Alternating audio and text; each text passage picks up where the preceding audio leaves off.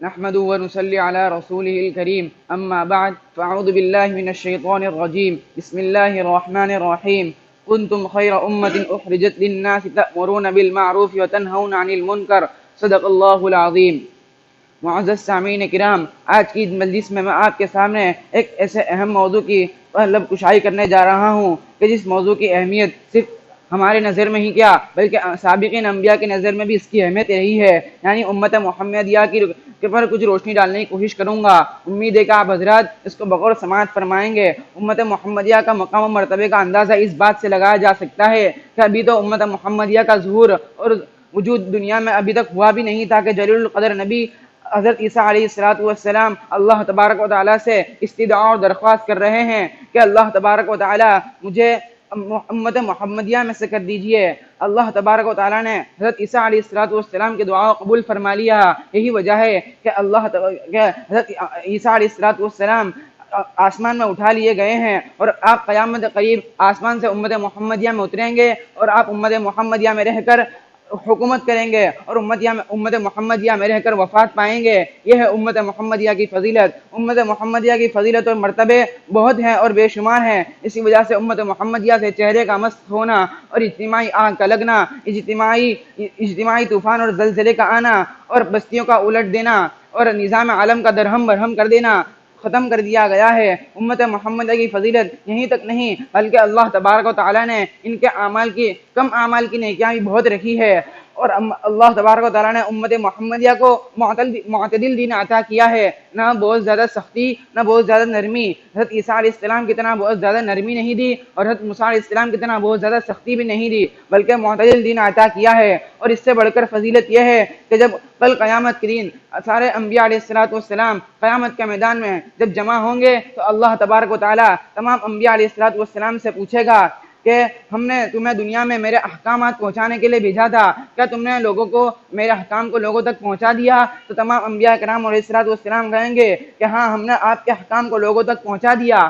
تو اللہ تبارک و تعالیٰ ان سے پوچھے گا کیا تمہارے پاس اس بات کی کوئی دلیل بھی ہے؟ تو تمام انبیاء علیہ السلام کی زبان سے بے ساختہ یہ الفاظ نکلیں گے کہ میری گواہی امت محمدیہ ہے کہ تو پھر اللہ تبارک و تعالیٰ امت محمدیہ کو بلائیں گے اور ان سے پوچھیں گے کیا انہوں نے میرے احکام کو لوگوں تک پہنچا دیا تھا؟ تو امت محمدیہ کہے گی کہ اللہ تبارک و تعالیٰ انہوں نے آپ کے پیغام کو لوگوں تک پہنچا دیا تھا۔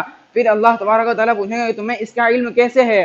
تو کہیں گے کہ ہمارے آقا صلی اللہ علیہ وسلم نے فرمایا تھا اور ہمیں خود قرآن میں بھی اس کا ذکر ہے، اور اسی کو بیان کرتے ہوئے قرآن بھی فرماتا ہے کہ امۃ وسطا لتکونوا شہداء علی الناس ویکون الرسول علیکم شہیدا۔ بس یہیں تک نہیں بلکہ امت محمدیہ کی فضیلت اور فضائل اور مناقب بے شمار ہیں۔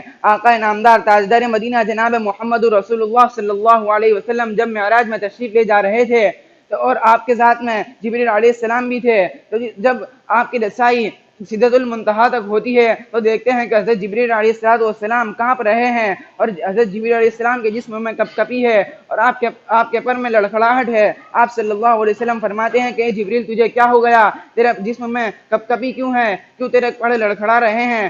جبریل امین کہتے ہیں کہ اللہ کے لاڈلے پیغمبر صلی اللہ علیہ وسلم میری پہنچ یہیں تک ہے، میں اس سے اگر ایک قدم بھی آگے بڑھا تو اللہ تبارک و تعالیٰ کی جلالت میرے پروں کو خاکستر کر ڈالے گی۔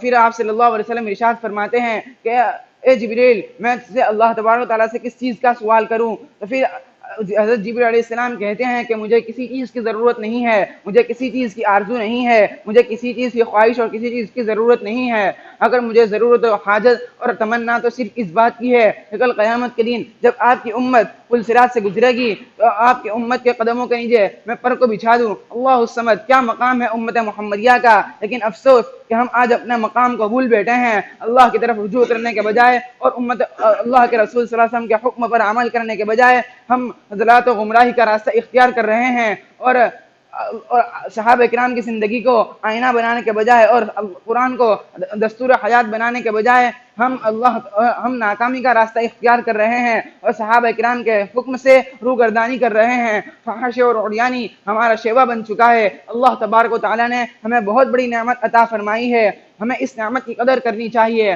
کہیں ایسا نہ ہو کہ ہمارا وقار جاتا رہے اور ہم عذاب الہی کا شکار بن جائیں۔